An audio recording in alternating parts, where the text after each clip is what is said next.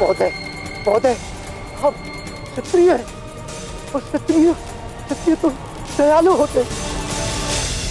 यदि आप में से पहले ही किसी ने लक्ष्य वेध कर लिया होता तो इस बालक को धनुष उठाने का अवसर ही प्राप्त नहीं होता।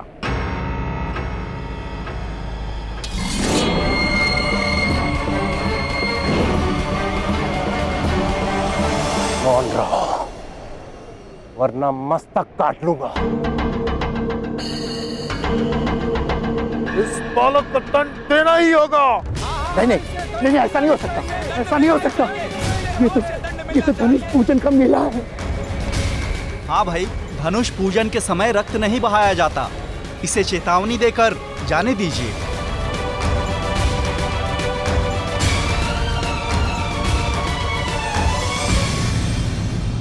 आज तो हम इसे क्षमा कर रहे हैं। दूसरी बार यदि इस बालक ने धनुष उठाया तो इसे दंड दिया जाएगा। आप महोदय, आप ही के गांव का है ना यह बालक, इसे दंड देने का दायित्व अब आपका होगा। निश्चिंत रहिए, पूर्ण लक्ष्य रखूंगा इन लोगों पर। धनुष ले लो इससे। धनुष दे दो।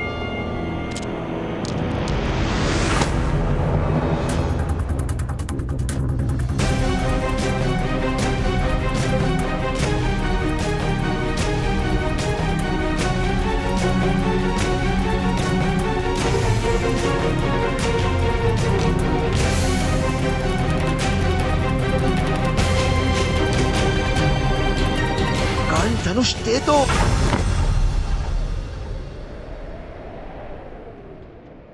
किंतु मेरा धनुष तो विजेता को तो ये धनुष मिलने वाला था ना। मौन रहो पुत्र। दूत के पुत्र को धनुष प्राप्त नहीं होता बालक।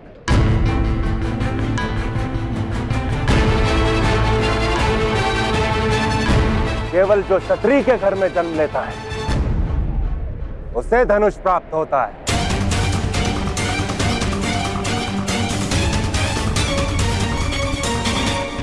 अर्थात क्षत्रियों को किसी प्रतियोगिता में विजय प्राप्त नहीं करनी होती। क्या उनका जन्म ही उनकी विजय है?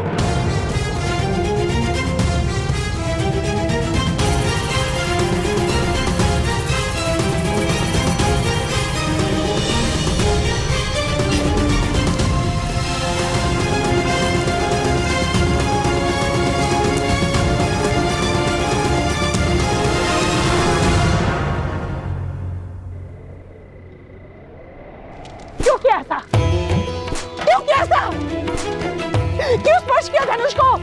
क्यों किया ऐसा?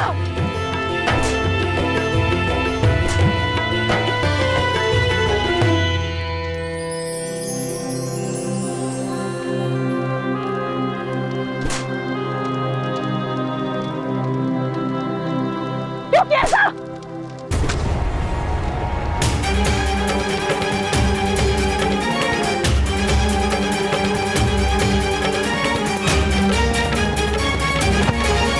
याद है, छोड़ दो। शोन के प्राण संकट में डाल दिए इसने। इसके कारण हम सबके प्राणों पर संकट आ गए।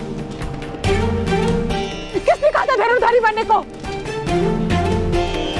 राधा, समाज का व्यवहार, उसकी परंपरा एक बालक कैसे समझ पाएगा?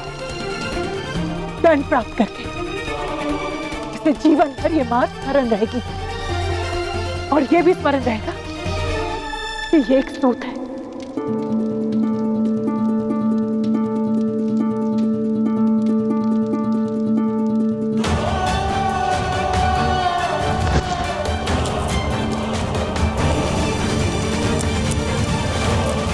आज रात भर तुम घर से बाहर खड़ी।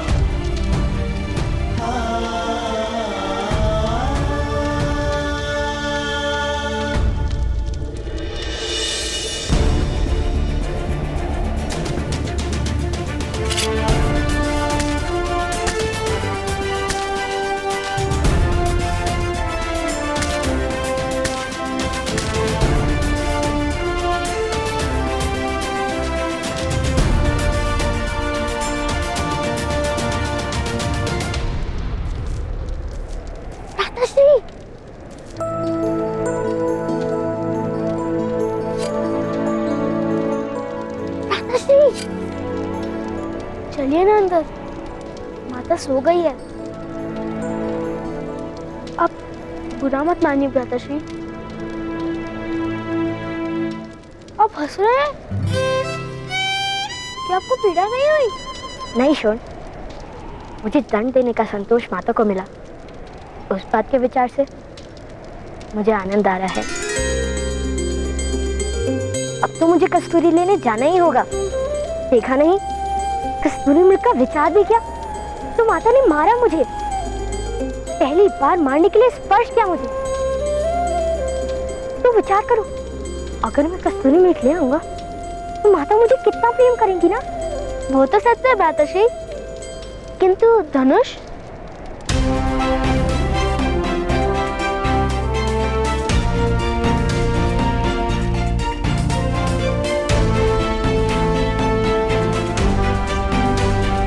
मैंने अपना धनुष निर्मित कर लिया। यदि हम क्षत्रियों का धनुष नहीं उठा सकते तो अपना मार्ग तो स्वयं निर्मित कर ही सकते हैं ना।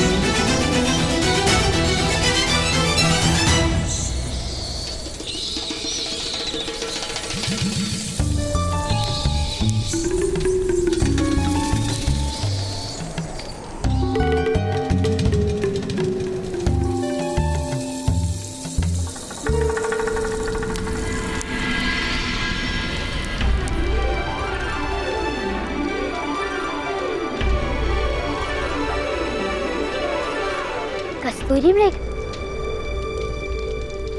मित्र, तुम्हें ही तो लेने आया हूँ।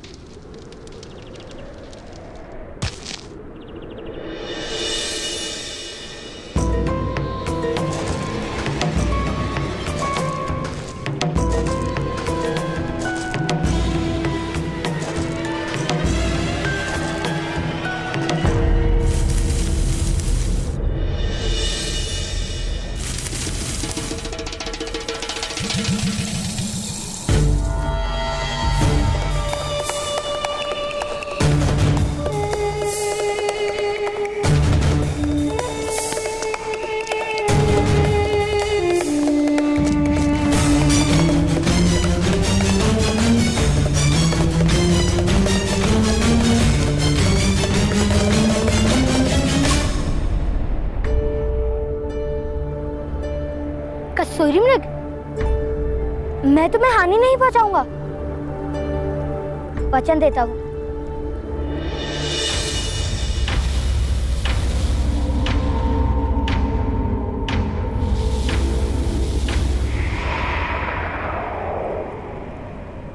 चिंता मत करो, बस एक बार मेरी माता से मिल लो, फिर मैं यहाँ तुम्हें स्वयं छोड़ जाऊंगा।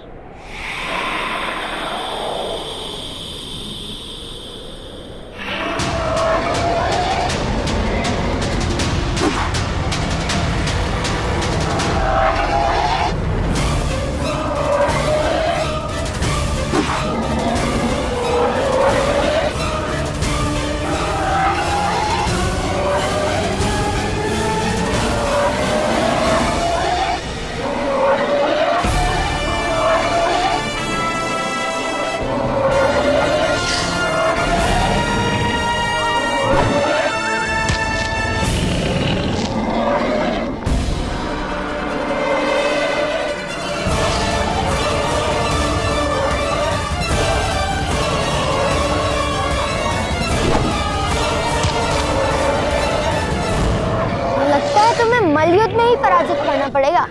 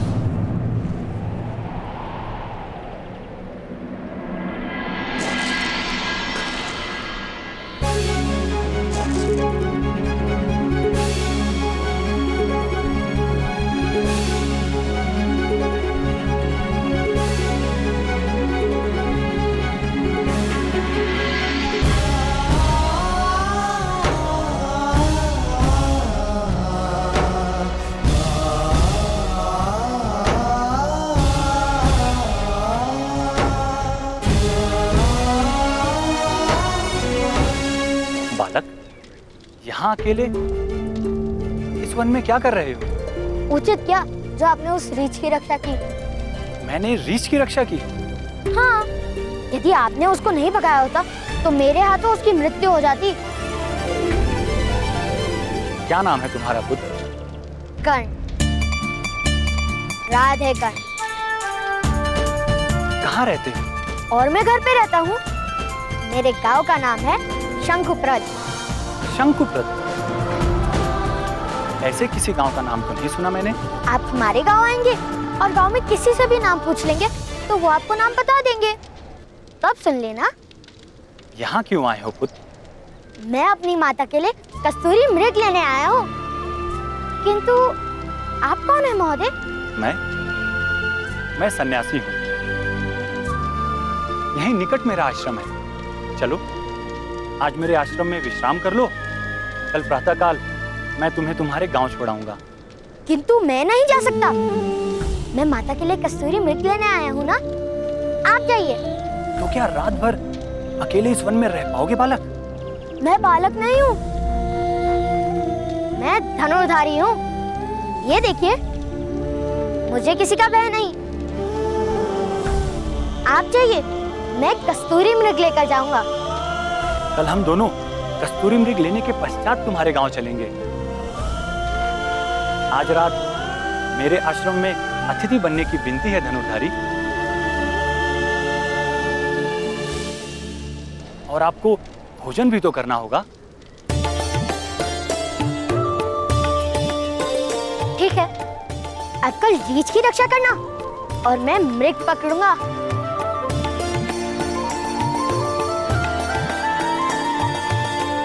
आओ चलिए पुत्र। अपने पिता से तुमने यहाँ आने की आज्ञा तो नहीं ली होगी ना पुत्र? अनुमति लेना भूल जाओ तो क्षमा मांग लो, ऐसा मेरे ताऊश्री कहते हैं। तो क्या उन्हें चिंता नहीं होगी पुत्र? मेरे पिताश्री को चिंता नहीं होगी। वो जानते हैं कि मैं महान धनुर्धारी हूँ।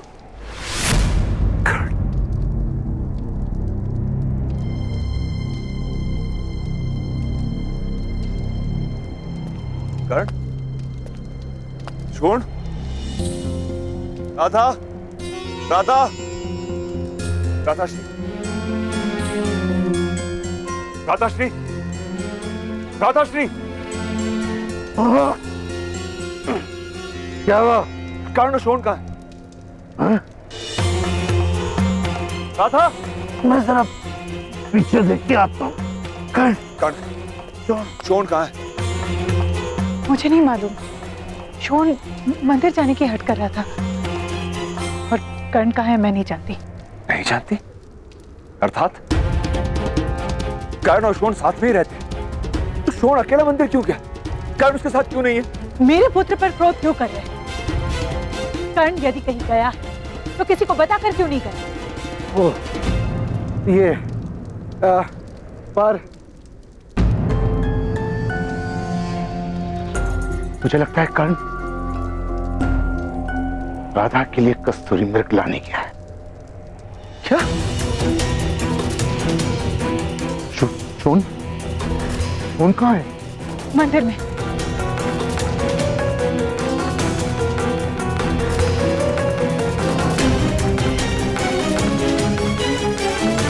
वो हर क्षण तुम्हारा पुत्र बनने का प्रयत्न करता है और तुम एक बार उसकी माता नहीं बन सकती।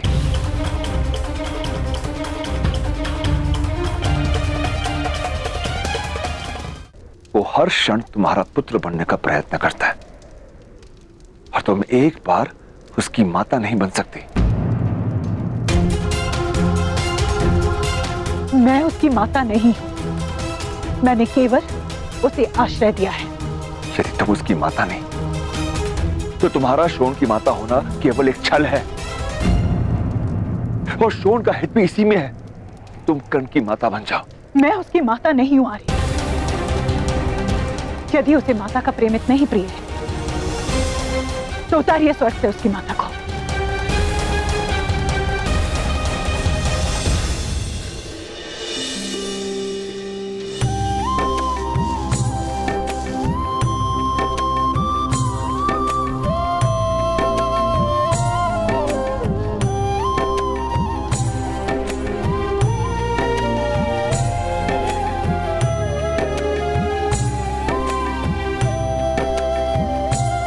कुंती, देखो कौन आया है।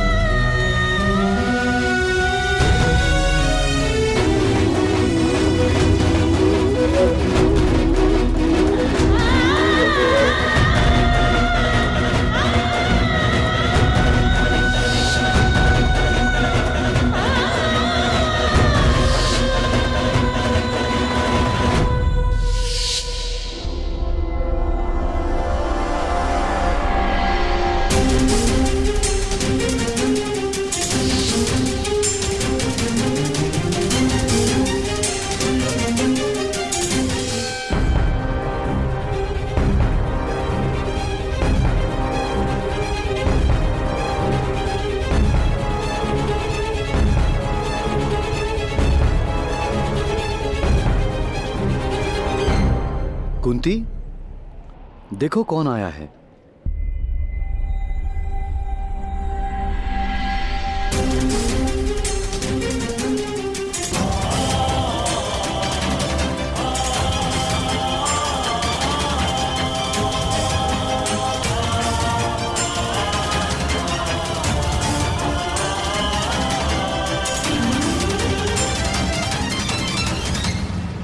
कौन है ये बालक?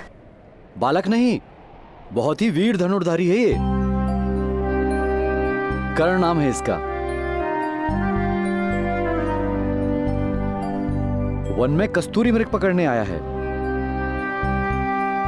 मैंने इससे हमारे आश्रम में अतिथि बनने की विनती की तो मेरे साथ चला आया। और कर्ण, ये है मेरी पत्नी कुंती। प्रणिपात। आज मेरे हाथों एक रीछ की मृत्यु होने वाली थी, किंतु इन्होंने उस रीछ की रक्षा की। ये भी महान है। कहाँ रहते हो धनुधारी? उस पर्वत के पीछे एक गांव है, शंकुपत्र। मैं उधर रहता हूँ। यदि आपने नाम नहीं सुना तो इनके साथ सुन लीजिए। तुम इतनी दूर से अकेले आए हो? तुम्हारी माता ने आज्ञा दे दी तुम्हें? मैं माता के लिए ही कस्तूरी मृग लेने आया हूँ।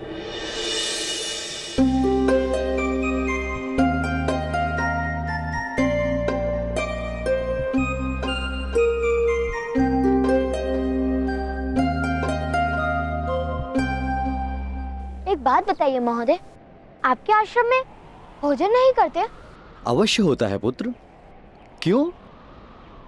आपकी पत्नी यहाँ है, तो भोजन कौन बनाएगा? पुत्र, भोजन मेरी दूसरी पत्नी बनाती है।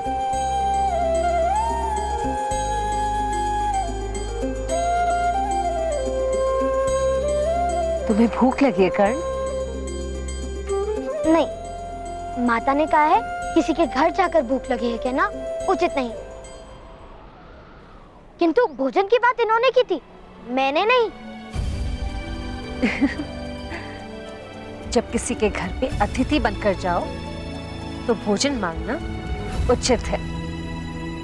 तुम हमारे साथ जल आहार करोगे। वहां पर जल है, जाकर अपने हाथ धो लो।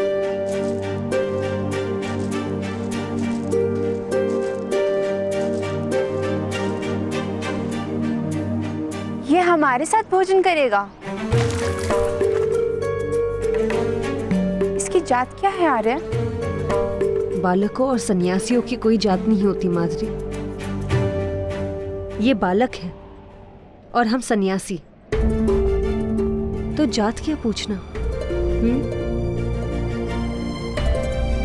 कुंती, आज कर्ण को अपने हाथों से भोजन खिला दो और माता बनने का सुख प्राप्त कर लो।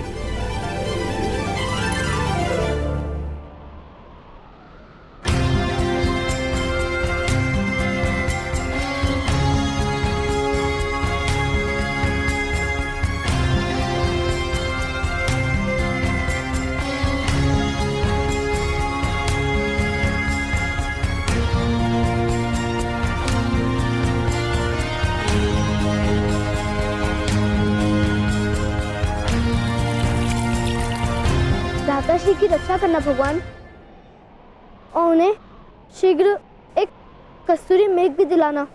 जब तक भ्राताश्री सुखरूप लौटते नहीं, तो तब तक यहाँ आपके सामने एक पैर पर खड़ा रहूंगा। सुन!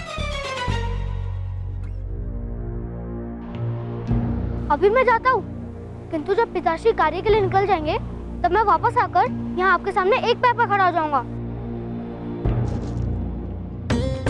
किंतु मैं उपस्थित नहीं, इस कारण आप भ्राताश्री का रक्षण मत बंद कर देना। छोड़! छोड़! कर्ण का क्या उसने कोई धनुष तो निर्मित नहीं किया?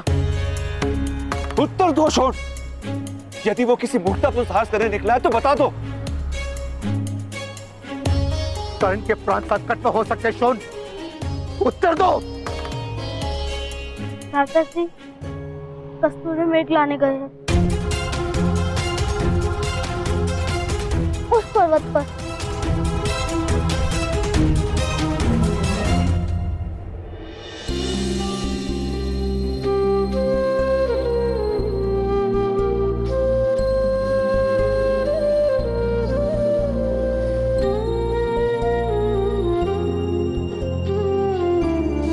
माता, मुझे भी अपने हाथों से भोजन कराओ।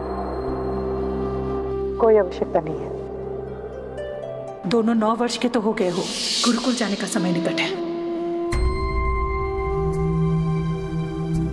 मैं बड़ा हो गया हूँ ना, अपने हाथों से भोजन करता हूँ।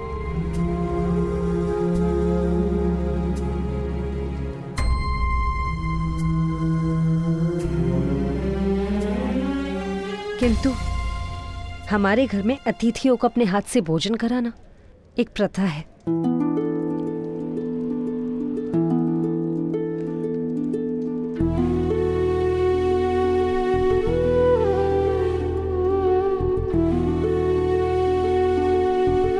खा लो पुत्र।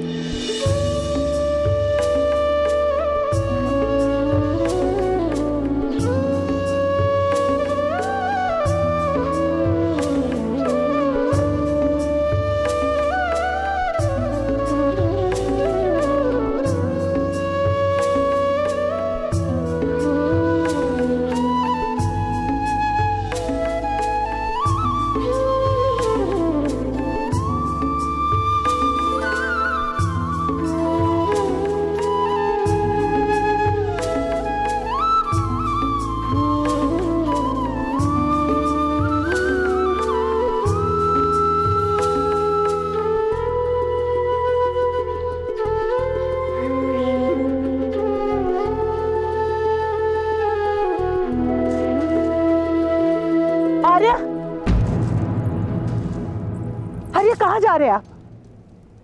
कर्ण आ जाएगा, उसकी इतनी चिंता करने की कोई आवश्यकता नहीं। सुनो राधा, सोनार के पास एक अज्ञानी हीरा लेकर गया। उसे मूर्ख बनाने के लिए सोनार ने उस हीरे को मिथ्या कहकर फेंक दिया। हीरा टूट गया।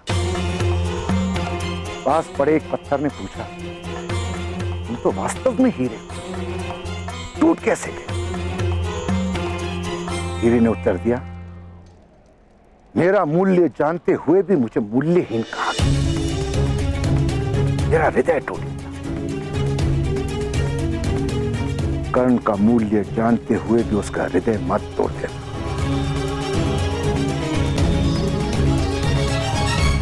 अन्यथा समय तुम्हें क्षमा नहीं करेगा।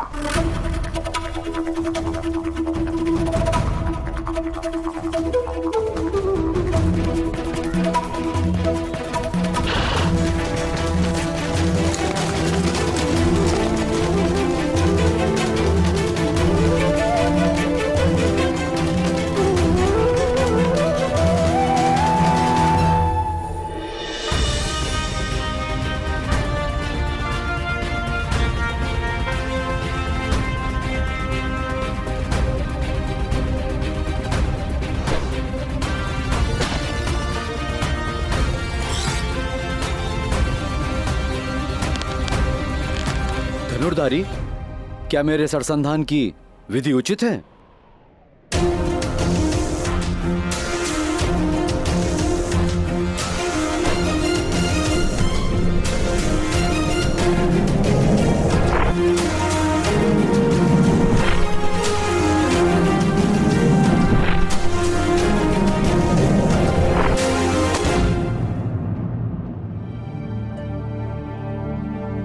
तुम चेष्टा करोगे?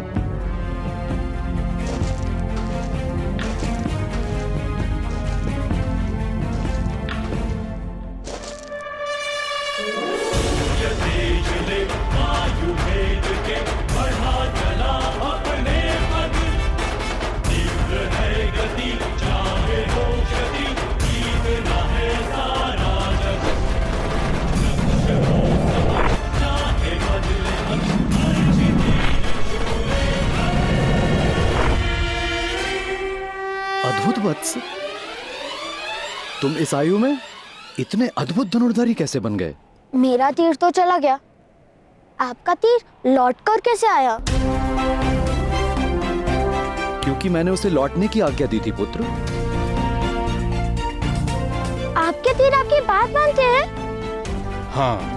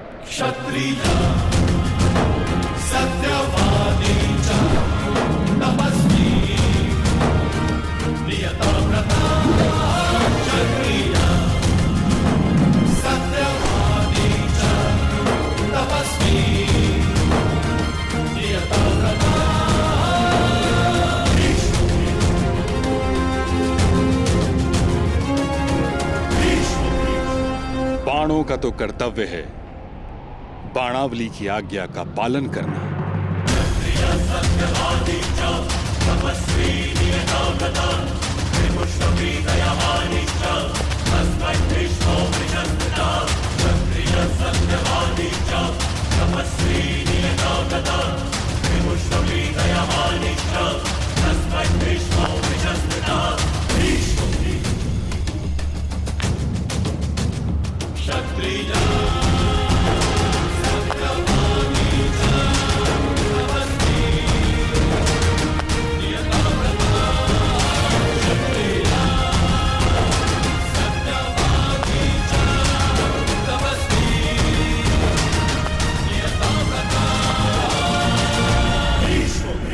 प्रणिपात ताऊश्री।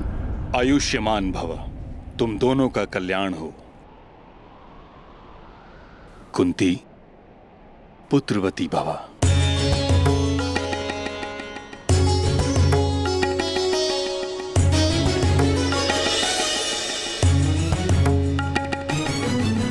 ये बालक कौन है पांडु?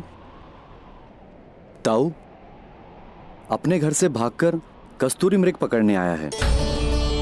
मुझे वन में मिला तो इसे अतिथि बनाकर अपने साथ लाया। कर्ण, ये है मेरे ताऊश्री महामहिम भीष्म।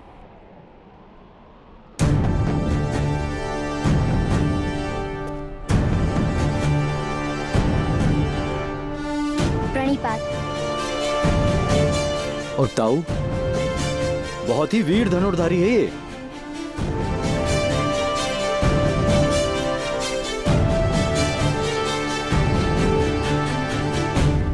शब्द और बाण दोनों पर जब तक पूर्ण अधिकार न हो, उन्हें मुक्त नहीं किया जाता। ये शिक्षा तुम्हारे पिता तुम्हें अवश्य देंगे। पिताश्री कहते हैं कि शब्द पर विचार का अंकुश होता है और अश्व पर लगाम का। बाणों के विषय में उन्होंने आज तक कुछ नहीं बताया। तुम्हारे पिता क्या कार्य करते हैं पुत्र? रथ चलाते हैं और रथ निर्मित भी करते हैं, किंतु मैं वो कार्य नहीं करूंगा। मैं तो धनुर्धारी बनूंगा।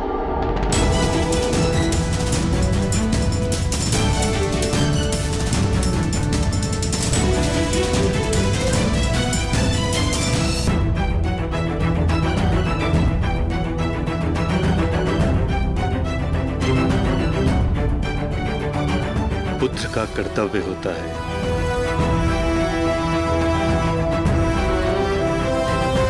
पिता के कर्मों का उत्तराधिकारी बने। कर्म में परिवर्तन कोई नहीं कर सकता। तुम सूत के पुत्र, तुम सूत के पुत्र, सूत के पुत्र, सूत के पुत्र, सूत के पुत्र, तुम्हें सूत ही बनना।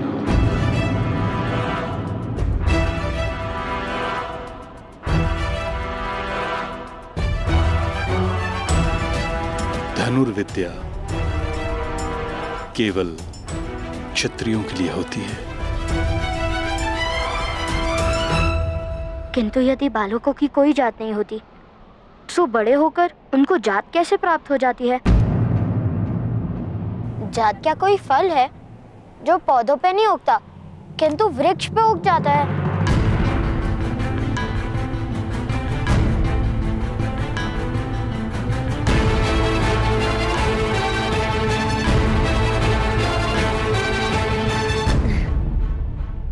पुत्र, इतनी बुद्धि लगाओगे तो थक जाओगे। तुम्हें अपनी माताश्री के लिए कस्तूरी मृग लेने जाना है ना? मैं चलती हूँ तुम्हारे साथ। आज्ञा दीजिए ताऊश्री। आओ।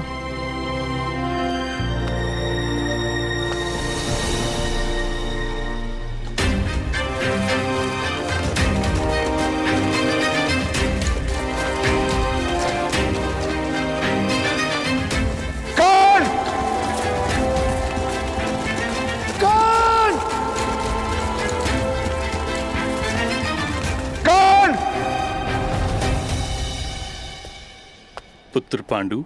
जी ताऊ। कुशल तो हो? पूर्ण संतोष है ताऊश्री। सत्ता और संपत्ति के त्याग में इतना सुख होता है, ये बात हस्तिनापुर के राजभवन में रहकर कभी न जान पाता।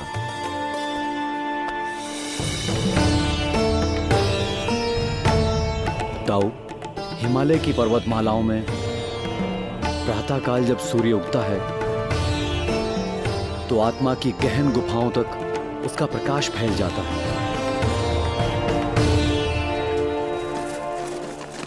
अभिरथ, वो वहां उनसे जाके पूछें। हाँ, चलो।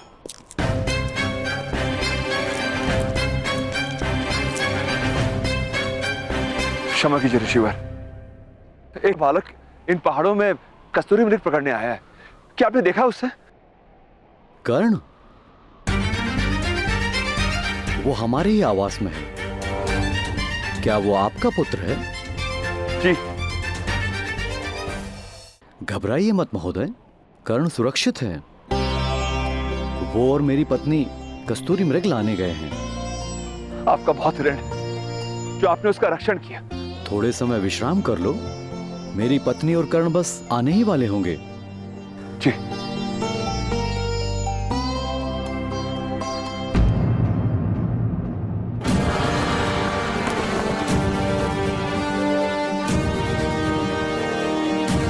क्षमा कीजिए, किंतु ये वट वृक्ष का चिन्ह केवल एक ही मनुष्य के रथ पर शोभित होता है। क्या आप हस्तिनापुर के सेनापति महामहिम गंगा पुत्र भीष्म हैं?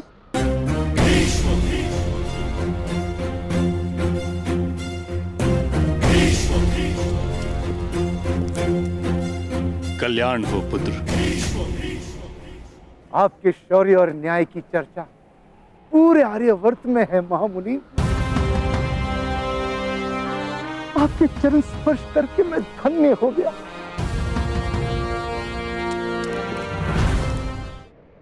आप हस्तिनापुर के सम्राट पांडु हैं? हस्तिनापुर का पूर्व सम्राट। आपका विवाह तो कुंती भोज की राजकुमारी कुंती के साथ हुआ है महाराज।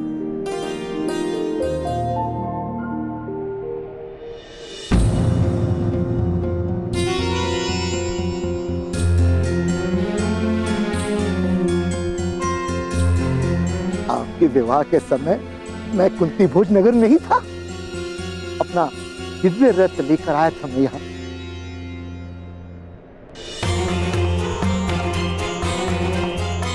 कर्ण कहाँ है महाराज? चिंता ना करें महोदय, वो मेरी पत्नी कुंती के साथ कस्तूरी मृग लाने गया है। हम कर्ण को ढूंढने जाते हैं महाराज। राधाश्री शीघ्र कीजिए। उस पर कोई संकट नहीं आएगा, आप निश्चिंत रहिए। मेरा पुत्र संकट से दूर रह नहीं पाता महाराज। कहीं उसके कारण महारानी कुंती पर कोई संकट ना आ जाए। राधाश्री शीघ्र कीजिए।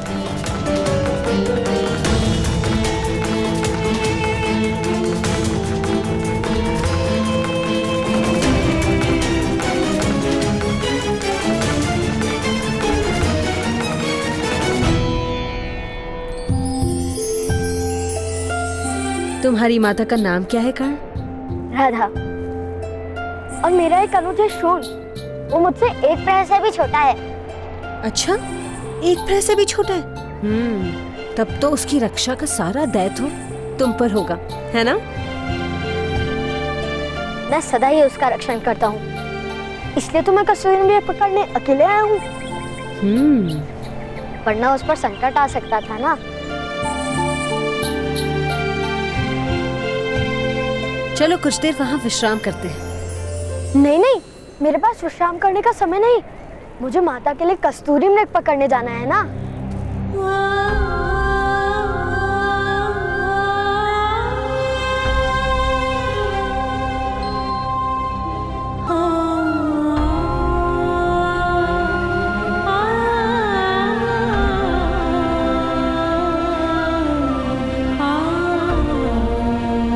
अरे,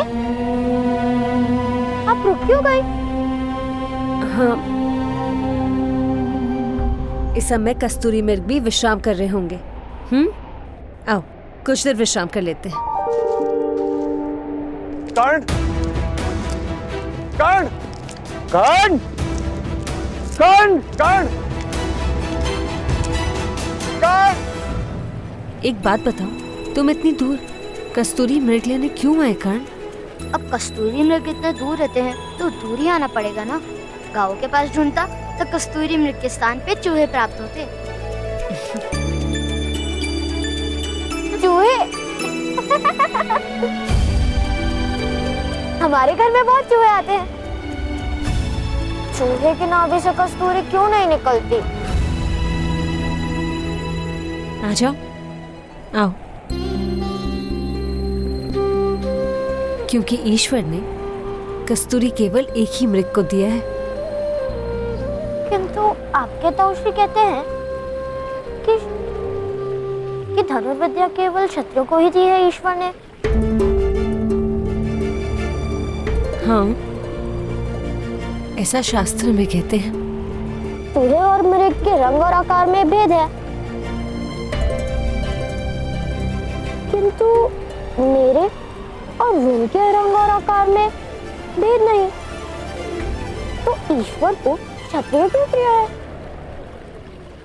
क्योंकि ईश्वर का निर्माण है, समाज का नियम है। समाज? समाज क्या होता है?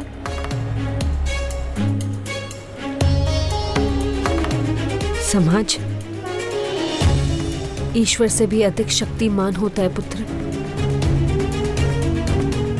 ईश्वर से भय नहीं लगता, समाज भयभीत करता है।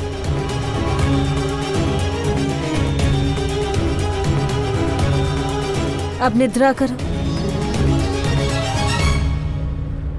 अच्छा, तुम्हें तुम्हारी माता के बिना निद्रा आएगी?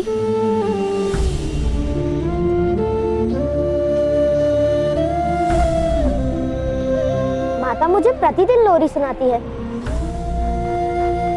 रोहन छोटा है ना, इसलिए माता उसकी खाट पर बैठकर उसके बाल सहलाती है। किंतु वो लोरी मैं भी सुनता हूँ। आपका तो कोई बालक नहीं।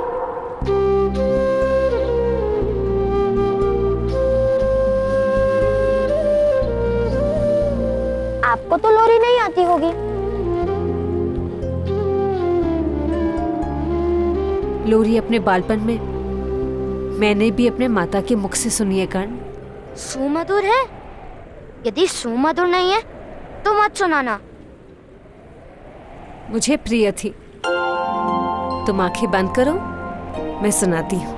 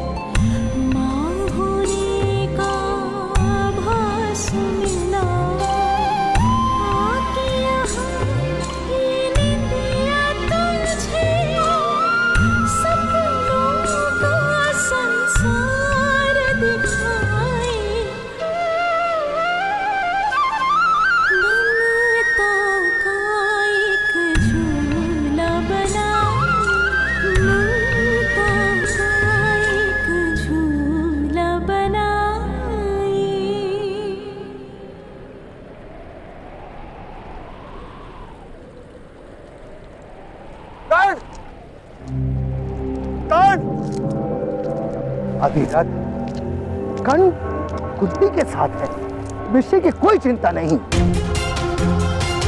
माताश्री महारानी कुंती के साथ है, यही चिंता का विषय है। कहीं कर्ण के कारण उन्हें कोई हानि ना।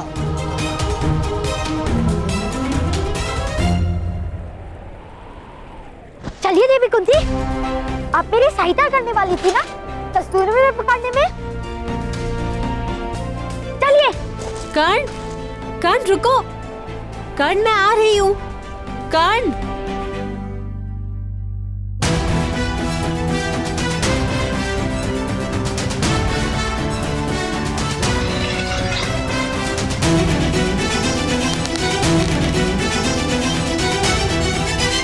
कर्ण,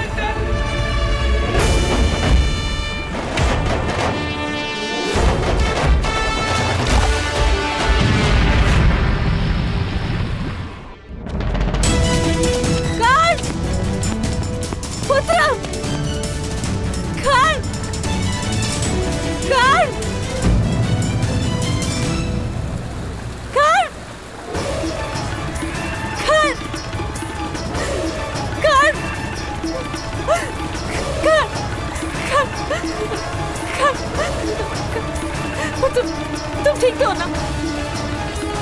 कोई घाव तो नहीं है, कोई पीड़ा तो नहीं है ना तुम? पुत्र, कितने भयभीत क्यों हो पुत्र? मौन क्यों हो पुत्र? क्या हुआ? मैं पर्वत से गिरने वाला था और क्या हुआ? हाँ?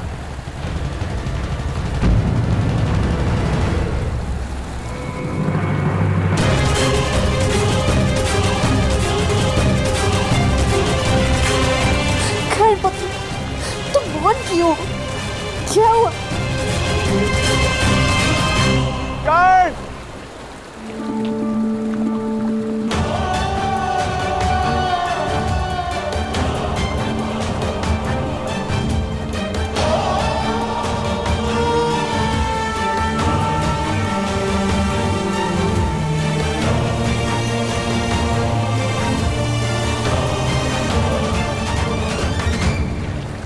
ईश्वर की कृपा कि तुम ठीक हो।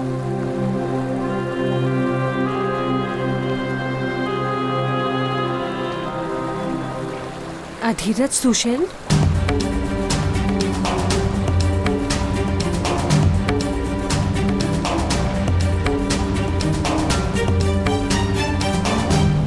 आप मेरे पिता के सारथी थे ना? जी महारानी, ये कर्ण है, मेरा पुत्र।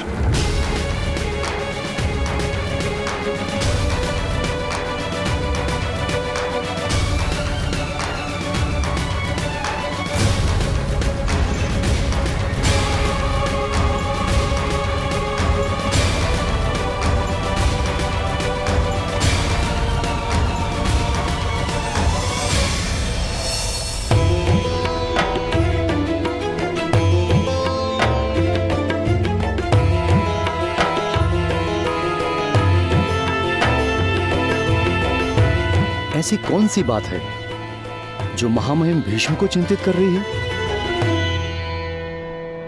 जब तक हस्तिनापुर के सिंहासन पर धर्म और सामर्थ्य मिल नहीं जाते, मेरा जीवन कार्य पूर्ण नहीं होगा। मुझे मुक्ति नहीं मिलेगी। किंतु ताऊ, ज्येष्ठ भ्राताश्री तो सिंहासन पर बैठे ही हैं। धृतराष्ट्र जन्म से अंध जो हैं, क्या कर सकते हैं अगर प्रजा उसे राजा मानने को सज्ज नहीं? दुखदाई है किंतु समाज का सत्य है। पुत्र, एक मर्यादा 100 सामर्थ्य को छुपा देती है।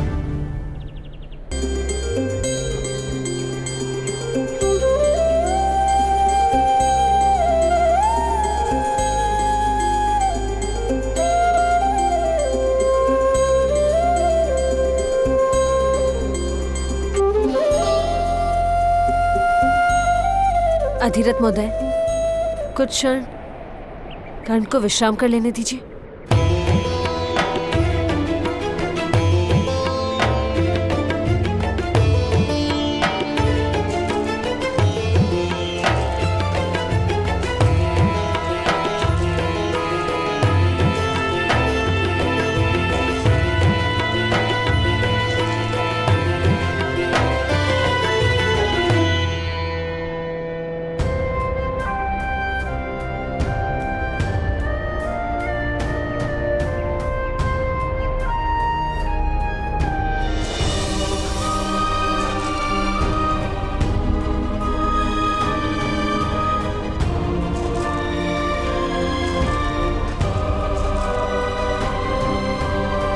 अधिरथ महोदय, सहसा आपने मेरे पिता की सेवा से निवृत्ति क्यों ले ली थी? शीघ्र ही आप मुख्य सारथी बनने वाले थे। महत्वाकांक्षा तो वही थी राजकुमारी, किंतु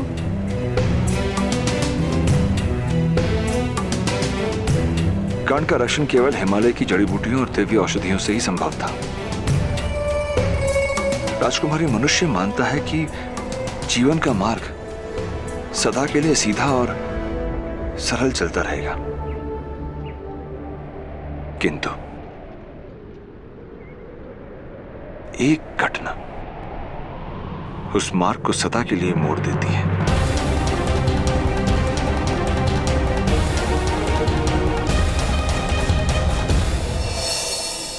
किंतु ताऊ, भाभी श्री की कोख से जन्म लेने वाली संतान तो राजा बन ही सकती है। वत्स, यही तो पीड़ा है। गांधारी पिछले 1 वर्ष से गर्भवती है, किंतु प्रसव ही नहीं हो रहा है।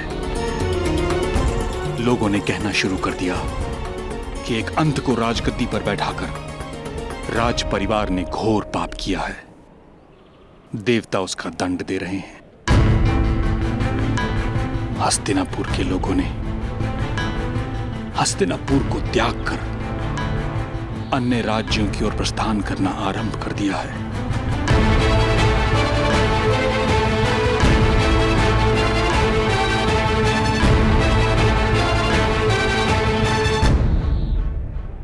वत्स, बुद्धिमान व्यक्ति वही है जो ईश्वर की इच्छानुकूल कार्य करे। ईश्वर की इच्छा शायद यही है कि कुंती का पुत्र हस्तिनापुर का सम्राट बने।